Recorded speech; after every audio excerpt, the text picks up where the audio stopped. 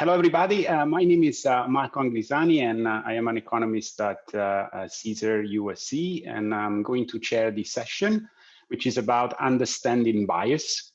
The first speaker is Amber Levanon Seligson. Amber is the director of the Surveys and Data Analysis Unit in the Bureau of Epidemiology Services at the New York City Department of Health and Mental Hygiene.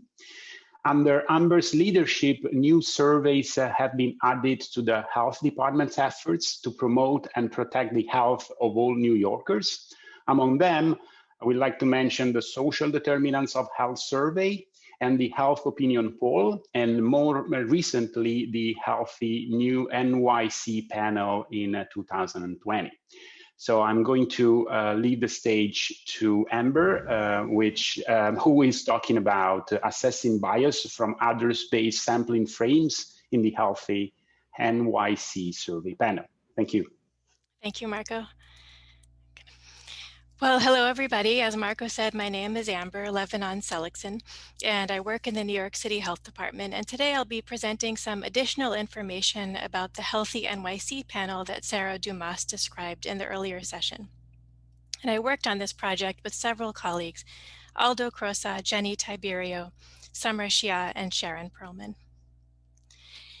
So here in the health department, we have a responsibility of creating estimates about over 8 million residents in the city of New York by interviewing less than 1% of them. And we've been doing this for many years by implementing some of the large surveillance surveys that Sarah described. We have surveys about children, about youth, about adults, and these surveys tend to take 2.5 years to implement from beginning to end. And so in 2020, we implemented our new Healthy NYC panel as a way to more efficiently collect data about narrowly defined topics like COVID-19 without having to recruit new participants every time. In this panel, we had several frames, as Sarah also described. We had an address-based sampling frame, which is what I'll be focusing on today, and also frames from participants in our other surveys who agreed to be recontacted. We invited people from these frames by mail and by text and by email. That's only for our participants in other surveys, the text and email. And people joined our panel by taking a survey on the web, phone, and pencil and paper. And throughout this process of recruiting people into our panel, a key question that I was interested in is, are the people who joined our panel representative of our New York City population? And the key focus of today that I want to talk about is representativeness of people we recruited from our address-based sample frame. So this is a frame of 60,000 randomly selected addresses that came from commercial sources, and they were updated with US Postal Service information. And we mailed invitations to these addresses in June and September of last year. And the nice thing about this frame is it had several variables attached to each address, describing mail-related features of the address and census tract demographics and some information about people in the household. And so we set out to answer a question about whether the people who participated in our panel were different from those who didn't in these variables that we had available to us from the address-based sampling frame. Of the 60,000 addresses that we sent invitations to, we had 7,435 people join our panel. So this is a subset of the larger panel that Sarah described. We have over 9,000 people in our panel, but I'm focusing here only on the people who joined from the address-based sampling frame. So the first set of variables that we looked at were variables that are describing the address. And one of these features is the building type. So we had information about whether the address is in a high-rise building, which is a large building with multiple units, and 76% of the addresses that we had in our sample were high-rise buildings, and 24% were in what's called a street address. And my understanding of that is these are basically standalone homes. So we found that among addresses that were in high-rise buildings, 12.7% of the households had someone participate in our panel. And among addresses that were in basically standalone homes, we had 11.6% of households where someone agreed to participate in our panel. A second feature of the address that's very important to us in New York City is a drop point feature. So a drop point is a situation where you have mail delivered to a single receptacle, even though there are multiple units that pick up the mail from that point. So you can imagine a mail slot in a kind of small building with a few units that the mail is dropped into. But this also happens in New York City in very large buildings where you have mail delivered to a single location in the building, and it's not put into people's private mailboxes. So you can imagine in a recruitment effort for an address-based sample frame design where we don't have names on these addresses, we only have an address, it can be challenging maybe to get people to actually open this letter and then agree to participate. And so in fact, we did find that among addresses that were drop points, 10.5% of those households had someone participate, and among addresses that were not drop points, 12.6% had households where someone participated. The next type of variables that we had available to us were variables about the composition of members of the household. And ultimately, we found that most of the variables we decided not to use. There was a lot of missing data in these variables, and other ones we didn't fully understand how they were created. We did end up using this one variable, which is an indicator that there is a typically Hispanic surname in the household. In our sample, 17.3% of the household had a flag indicating a typically Hispanic surname. And among households with this flag, 9.9% had someone participate in our panel. And among households without the flag indicating a Hispanic surname, 12.9% had someone ultimately register for the panel. And finally, we had some information about the characteristics of the census tract. So for example, we had information about the percent of each census tract that the address was in that was comprised of various race ethnicities. And we found that census tracts of registrants had a greater percentage of Asian and white residents than census tracts of non-registrants. And in contrast, census tracts of registrants had a smaller percentage of Black and Hispanic residents than census tracts of non-registrants. And to get a bit more detailed here, among households in which an individual registered, the mean percent of households in the census tract that were Hispanic was 21.4% compared to 23.8% among households in which an individual did not register. And in contrast, among households in which an individual registered, the mean percent of households in the census tract that were white was 55.2% compared to 50.6% among households in which an individual did not register. And the last piece of data that I'll share with you today is we also had the median income of each census tract. And so this shows that the mean of the census tract median income among households with a registrant was $77,070 compared to $71,201 among households that did not have someone participate. There are many limitations to the analysis that we conducted. First, the quality of the address-based sample data is unclear. The characteristics of the actual address are probably pretty reliable, but even the census tract characteristics were a little unclear about how the different race ethnicity compositions sum together. They don't sum to 100, for example. And characteristics of the individuals in the household, it's unclear who exactly they refer to, which is related to the second drawback that, as Sarah mentioned this morning, we invited a specific person to participate on our panel, the person with the next birthday.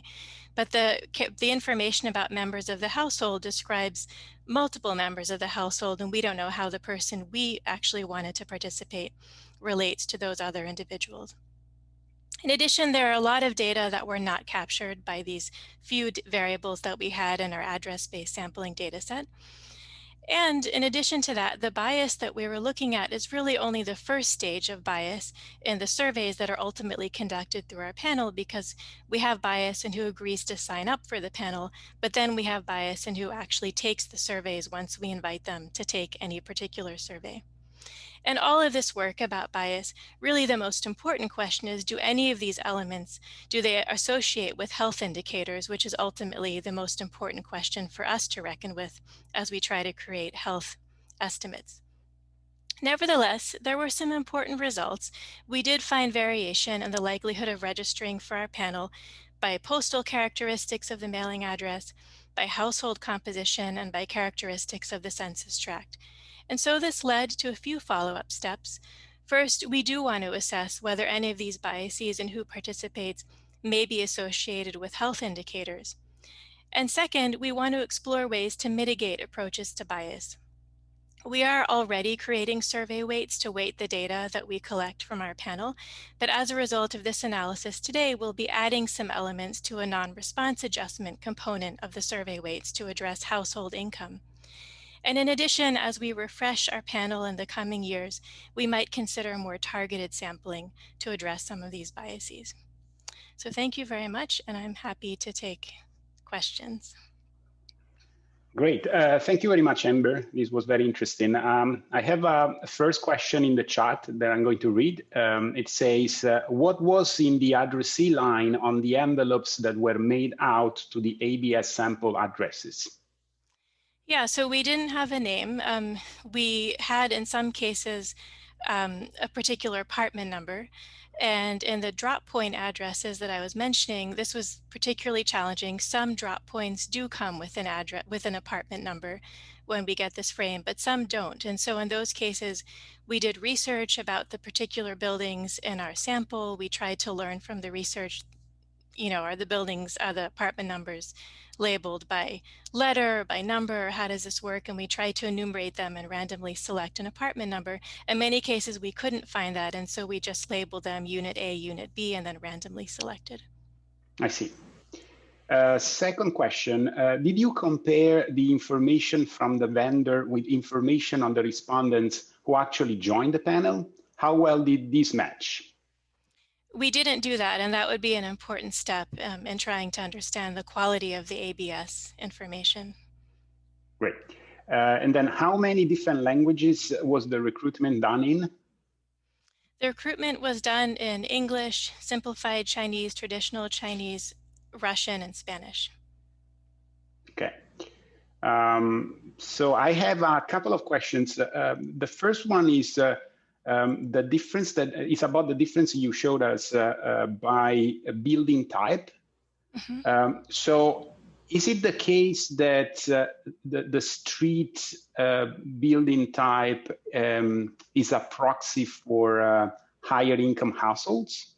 I was wondering the same thing, or perhaps lower, right, that the street address could be a proxy for lower income households.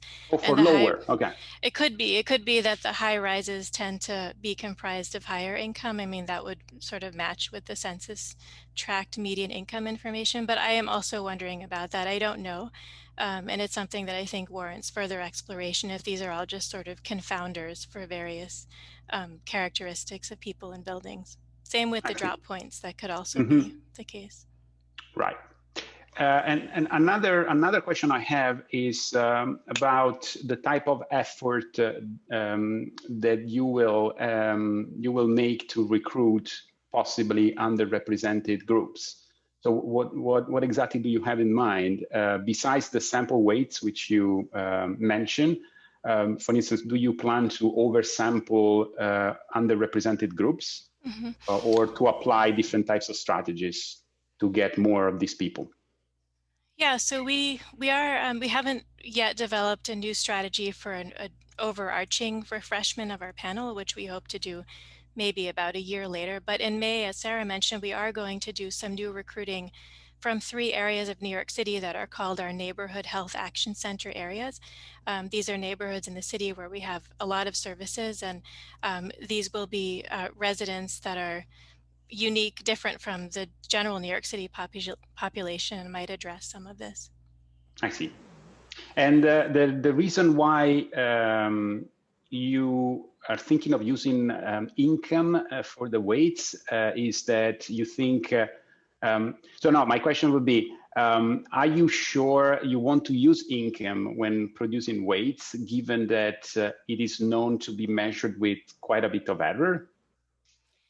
Yeah, so actually what we are going to end up using is not quite income, but it's the percent of people in the census tract who live at less than 200% of the federal poverty level. So this is a measure that Oh, I combines see. the number of people in the household and the income. What I showed here was just income, which is probably not extremely informative. It doesn't take into account household size.